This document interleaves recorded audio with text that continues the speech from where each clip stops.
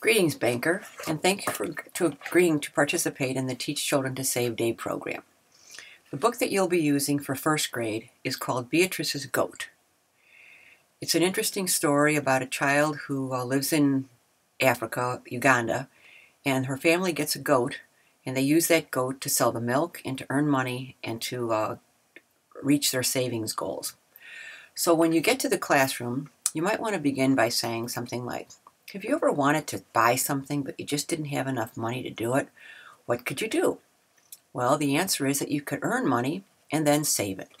And it's usually easier to save money when you have a goal for what you want to save for. So you could define a savings goal as something that you can achieve by saving money. And saving is putting money aside to use later. It's the opposite of spending, which is using your money right now. You could ask the children, for example, of things that they've saved for, maybe for a bike or a special game or something like that. And when you ask the students for examples, and then when you save, you need to know how much you already have and how much more you're going to need. And so we have this worksheet that the kids will use. It's called How Much More? And it shows them what their saving goal is, how much they've already saved, and how much they need to save. And the numbers are small enough that your first grader should be able to respond to this quite appropriately. After you begin with this worksheet, which the teacher will have duplicated for you, then you will begin to read the story, of Beatrice's Goat. It's a story of a family that has savings goals. I'm not going to read the whole book to you, but first I'll just begin with the first page. And of course, when you read to children, you should hold the book up very high so they can see the pictures. And it says, if you were ever to visit the small African village of Kasinga in the rolling hills of western Uganda, and if you were to take a left at the crossroads and follow a narrow dirt path between two tall banana groves, you would come to the home of a girl named Beatrice. Beatrice lives here with her mother and 5 younger brothers and sisters in a sturdy mud house with a fine steel roof. The house is new. So is the shiny blue wooden furniture inside. In fact, many things are new to Beatrice and her family lately. And then it goes on to tell the story of how they didn't even have that house or any of the things before they got the goat. And so the goat is really a wonderful addition to their family because it enables them to earn money to achieve the goals that they have set for themselves.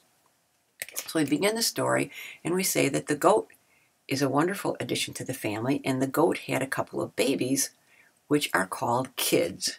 And that takes us to the next activity, which looks like this. And it shows a list of animals and what those baby animals are called. And so what the students need to do is draw lines from the animal to the baby animal. Now some of the words might be difficult for the students to read, so you can read them to the students and have them work together in pairs or in groups to solve this. And it's just a way to introduce some new vocabulary to them, especially the vocabulary of goats and kids, which will be mentioned in the story. And then you're going to read the book and talk about how the goat and the kids help them to reach the goals. And while you're reading the book, you're going to stop at various times to explain vocabulary to the students or explain difficult concepts. When you're finished, you will check for understanding. And also I should mention that there is a PowerPoint presentation that I've emailed to you that includes some of the worksheets and some of the activities that the students will do, so you can use the PowerPoint. And all the classrooms have equipment to do PowerPoint presentations. So you'll be able to demonstrate and to display the activities that the students will be doing. And when you're reviewing for understanding in the book, one of the first things you're going to check for is this. There's going to be a slide like this on the PowerPoint. And it asks, why didn't Beatrice go to school? Why wasn't she able to go to school? And there are 4 different responses. The correct one, of course, is this one, because her family did not have enough money to send her to school. And that's the whole point of the story, is that they didn't have enough money, that they had to earn the money and save the money in order to achieve their savings goals. So checking for understanding, we're making sure that the students understood why she couldn't go to school. And they're also going to have this sheet, which is also a PowerPoint slide, that asks, what are some tasks or some jobs that Beatrice had at home before they got their goat? And we have a number of things, And the only one that she didn't have as a task is this one in the middle, which is doing the laundry. All the other things she was expected to do. So again, this is a good activity that shows the students that earning money requires doing some sort of a job or having some sort of responsibilities. Then after you read the story, we have another good first grade activity, which is putting the events in the story in the correct sequence. Students are used to doing this, and so we have the events in the story are scrambled up, and they have to number them from 1 through 5, and then put them in the correct order to retell the story. And again, the students can work on this in groups or in pairs or however the teacher wants them to do that. One of the other things that we are going to talk about is what did she do when she sold the goat's milk? What did she do with the money? Well, the story tells us that she put it in a little woven purse that she had. And so you could talk to the students about what's a good place to keep money.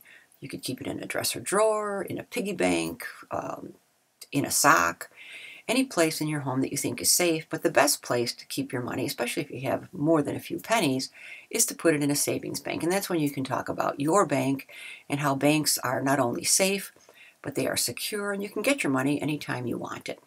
And so that we can talk about banks and how important they are in our neighborhoods. And of course, now we can get back to the story where Beatrice's goal was to go to school. And she had the goal, she wanted to go to school, and by getting Mugisa the goat, she was able to achieve her goal. And sometimes our goals are to acquire goods, and sometimes our goals are to acquire services. And so that's the next activity. It might seem like we have a lot of activities, but they're very brief, and brief enough that the students in first grade can accomplish them with no trouble at all. And all we have here are lists of different items. Some are goods, some are services. And you'll talk to the students about goods are things that we can buy, that you can actually see and touch. And services are things that people do for us. And so some of the examples are a cup of milk, which would be a good. To milk a goat, that would be a service. And so they just put a G or an S in the blank. And there's also a PowerPoint slide with this exercise and the answers. So when you complete the story and when you read the book to the students, you'll kind of review for understanding, make sure they understand the story and how Beatrice had to work to earn the money to go to school and to save the money. And so it talks about how important it is to save. And there are also some activities that are included in your packet that you probably made copies of. Some activities that you won't have time for, but that you will leave with the teacher, and the teacher has copies as well, to do at a later time. One is an activity of putting things in alphabetical order, the names of her brothers and sisters. The other is an activity that teaches kids about the number of syllables in a word, and they just clap out the number of syllables. And finally, the last one is a little mental math where they calculate how much things cost and whether they have enough to buy things. So in conclusion then, what you should have with you when you come to the classroom is the book, of course. And that's really all you'll need, because the teacher has the copy of the lesson and a copy of the PowerPoint presentation. I'll email that to the teachers as well. The teachers take care of duplicating all the materials. So really all you need to do is bring the book and your time. And we really appreciate your giving us that time, and the teachers and the students appreciate it as well. And feel free to talk to the students about your bank. If there are any programs going on at your bank for young people, that's certainly appropriate for you to talk about those. And hopefully you'll see the link between this particular story and the savings that students do when they come to a savings bank. So again, thank you very much for participating in the program. We couldn't do it without you, and it's a vital part of this cooperation between schools and banks and the Office of Economic Education at Governor State University. Thanks again.